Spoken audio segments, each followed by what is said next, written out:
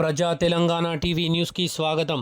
జగిత్యాల పట్టణంలోని election committee Amaranth మిల్లతే Islamia మస్జిద్ సదర్ల గురించి జారీ చేసిన నామినేషన్ ఫామ్ను నఫీజియా మస్జిద్ నుంచి 50 మంది యువకులు సదర్ అబ్దుల్ రజాక్కు మద్దతు తెలుపుతూ నామినేషన్ ఫామ్ను తీసుకొనడం జరిగింది.